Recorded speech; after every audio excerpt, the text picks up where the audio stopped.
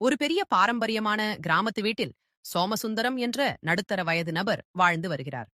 அவர் அந்த ஊரில் பெரிய நிலற்றுவாந்தார் மற்றும் ஆன்மீக காரியங்களை முன்னின்று நடத்துபவர். அவருக்கு வயது ஆகஸ்ட் 1942 இருந்தாலும் தன் உடலை மிகவும் ஆரோக்கியமாக வைத்திருப்பார். அவரது மனைவி பெயர் மீனாட்சி. அவளுக்கு இன்னும் 30 வயது கூட ஆகவில்லை. பார்ப்பதற்கு எப்போதும் ஒரு குத்து விளக்கு போல பிரகாசமாக சகல லட்சணங்களும் பொருந்திய அழகியாக இருப்பாள். அந்த வீட்டில் மீனாட்சியின் வயதான பாட்டியும் அந்த வீட்டில் மாடு கறப்பது, தோட்டம் பார்ப்பது என அனைத்து வேலைகளையும் செய்யும் வேலையாள் முருகனும் இருக்கிறார்கள். முருகனுக்கு 24 வயதுதான் ஆகிறது. அவருக்கு திருமணமாகி சில மாதங்களே ஆன நிலையில் அவரது மனைவி பிரசவத்திற்காக தாய் வீட்டிற்கு சென்று 3 மாதங்கள் ஆகிறது. இதனால் முருகன் தன் இளமை வேகத்தை கட்டுப்படுத்த முடியாமல் தோட்டத்தில் தனியாக இருக்கும் போதெல்லாம் மீனாட்சியை தன் மனதில் கற்பனை செய்து பார்த்து தவிப்பது வழக்கம். அவர்களின் வீடு அந்த காலத்து 3 கட்டு வீடு. முதல் கட்டில் சோமசுந்தரத்தின் அலுவலக அறையும் விருந்தினர் அறையும் இருக்கும். 2ஆம் கட்டில் பெரிய திறந்தவெளி முற்றமும் சோமசுந்தரத்தின் படுக்கை அறையும் இருக்கும். பின்கட்டில் சமையலறை மற்றும் தோட்டம் இருக்கும். தோட்டத்தில் பூஜைக்கு தேவையான அனைத்து மலர்களும் பூத்து குலுங்குவதால் அந்த இடமே எப்போதும் நறுமணத்துடன் இருக்கும். இப்படியே நாட்கள் சென்று கொண்டிருக்கும் போது ஒரு நாள் சோமசுந்தரம் முருகனுடன் பக்கத்து ஊருக்கு சென்றுவிட்டு திரும்பினார். வீட்டுக்குள் நுழையும் போதே அவர் தன் மனைவியை ஆசையோடு கூப்பிட்டுக் கொண்டே சென்றார். முருகன் தன் பாட்டிற்கு பெண்கட்டுக்கு சென்று மாடுகளுக்கு தீவனம் வைத்துக் கொண்டிருந்தான். அப்போது உள்ளே இருந்து ஒரு பொருள் தேவைப்பட்டதால் அதை மீனாட்சியிடம் கேட்டு வாங்குவதற்காக முருகன் முன்கட்டில் உள்ள சோமசுந்தரத்தின் அறைக்கு சென்றான். அங்கே கதவு பாதி அளவு திறந்திருந்தது. எதேச்சியாக உள்ளே பார்த்த முருகனுக்கு ஆத்திர்ச்சியாக இருந்தது. அங்கே சோமசுந்தரமும் மீனாட்சியும் நெருக்கமாக இருந்தனர். முருகன் மறைந்து நின்று பார்த்துக் கொண்டிருக்கும் போதே சோமசுந்தரம் அவசர அவசரமாக தன் ஆசையை முடித்துக்கொண்டு கத்தினார். இதனால் மீனாட்சி மிகுந்த கோபமடைந்து, என்னங்க இது எப்போதும் உங்களுக்கு இருக்கும்? அவசரமும் சந்தோஷமும் மட்டும்தான் முக்கியமா? எனக்கும் உணர்ச்சிகள் இருக்கும் அல்லவா? கொஞ்சம் கூட பொறுமையே இல்லாமல் இப்படி செய்கிறீர்களே, எனக்கு இதில் கொஞ்சம் கூட விருப்பமில்லை என்று அவரை திட்டிவிட்டு வெளியே வர முருகன் வேகமாக ஓடி சென்று அப்போதுதான் உள்ளே வருவது போல நினைத்தான். அன்றைய வேலைகள் முடிந்ததும் மீனாட்சியின் நினைவுகள் மொட்ட முருகன் தோட்டத்தில் உள்ள ஒரு மரத்தின் கிளையில் ஏறி அமர்ந்து கொண்டு அவளை கற்பனை செய்தபடி தன் உணர்ச்சிகளை தணிக்க முயன்றான். சிறிது நேரத்தில் அவன் கண்கள் சோர்வடைய மெல்ல கண்களை திறந்து கீழே பார்த்தபோது அவனுக்கு தூக்கி வாரி போட்டது. அங்கே மீனாட்சி நின்று கொண்டு அவரது செய்கைகளை உற்று பார்த்து கொண்டிருந்தாள். அவள் ஏதும் பேசாமல் அங்கிருந்து சென்று விட்டாள். முருகன் பயந்து போனான். அன்று முதல் எப்போதும் வேலை ஏவும் மீனாட்சி அவனுடன் பேசுவதையே நிறுத்திக் கொண்டாள். 2-3 நாட்களாக இதே நிலை தொடர ஒரு நாள் முருகன் அவளிடம் தனிமையில் என்னை மன்னித்து விடுங்கள் அம்மா, ஏதோ புத்தி கேட்டு தவறு செய்துவிட்டேன், இனி இப்படி நடக்காது என்று கெஞ்சினான். ஆனாலும் அவள் பேசவில்லை. மறுநாள் காலையில் முருகன் தோட்டத்தில் பம்பு செட் மூலம் தண்ணீர் பாய்ச்சி கொண்டிருந்தான். மீனாட்சி பூ பறிக்க வர அவளுக்கு சங்கடமாக இருக்கும் என்று முருகன் உள்ளே சென்று விட்டான். சிறிது நேரத்தில், ஐயோ பாம்பு கடித்து விட்டதே, ஓடி வாருங்கள் என்று மீனாட்சியின் அலறல் சத்தம் கேட்டது. வீட்டில் சோமசுந்தரம் இல்லை. முருகன் ஓடிச் சென்று பார்த்தபோது மீனாட்சி கீழே விழுந்து கிடந்தாள். அவளது காலில் கடித்த அடையாளம் இருந்தது. தூரத்தில் சென்ற பாம்பை பார்த்த முருகன் அது விஷமில்லாத சாதாரண தண்ணீர் பாம்புதான் என்பதை புரிந்து கொண்டான்.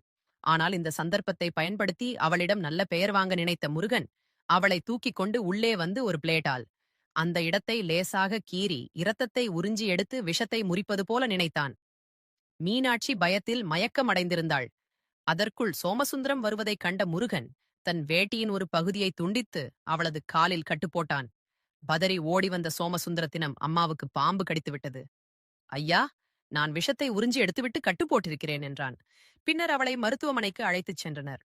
அங்கே பரிசோதித்த மருத்துவர், உங்களுக்கு எந்த ஆபத்தும் இல்லை, உங்கள் வேலையால் சரியான நேரத்தில் முதலுதவி செய்து விஷத்தை உறிஞ்சி எடுத்ததால் தான் ஆபத்து தப்பியது என்று பாராட்டினார்.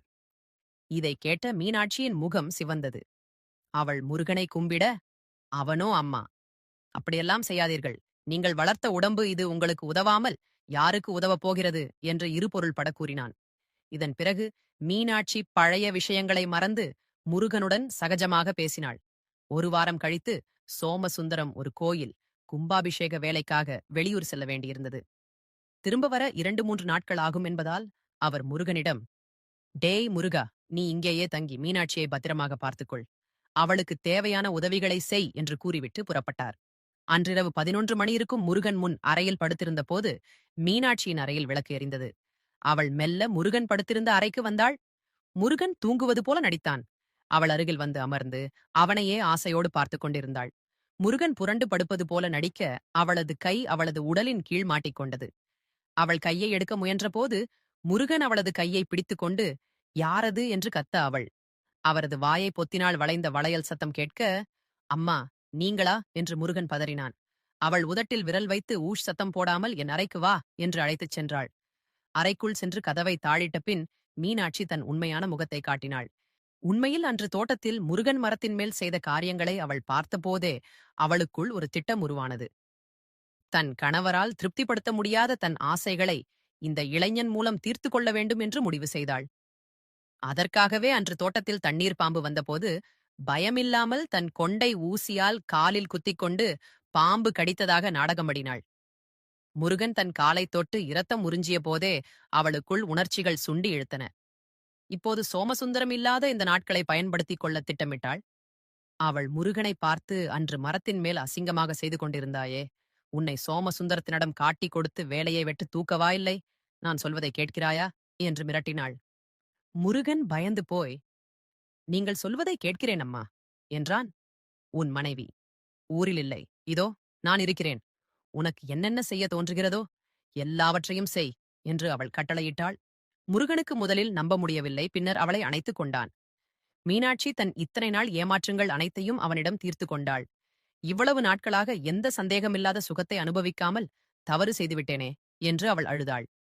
அன்றிரவு முழுவதும் அவர்களின் எல்லை மீறிய ரகசிய உறவு தொடர்ந்தது. சோமசுந்தரம் வரும் வரை 2-3 நாட்களும் அவர்களின் கொண்டாட்டம் நீடித்தது. சோமசுந்தரம் ஊரிலிருந்து திரும்பிய அன்றரவு மீனாட்சி அவரிடம் சினுங்கிக் கொண்டே, என்று நான் சொல்வது போலத்தான் நீங்கள் நடந்து கொள்ள வேண்டும் என்று அன்பு கட்டளையிட்டாள்.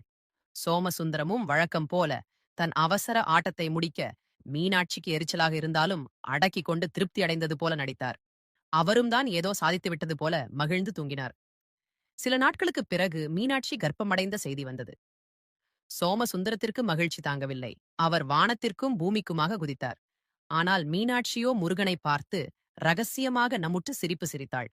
சோமசுந்தரத்தின் வீட்டில் நடந்த இந்த மறைமுகமான கள்ள உறவு ஆரம்பத்தில் யாருக்கும் தெரியாமல் போனாலும் காலம் கடந்த பெண் உண்மைகள் ஒவ்வொன்றாக வெளிவரத் தொடங்கின. சந்தேகம், பொய், பயம், மன அழுத்தமாகியவை அந்த வீட்டின் நிம்மதியை மெதுவாக சிதைத்தன. ஒரு காலத்தில் மகிழ்ச்சியும் நம்பிக்கையும் நிறைந்திருந்த அந்த இல்லம் பின்னர் அமைதியற்ற நரகமாக மாறியது.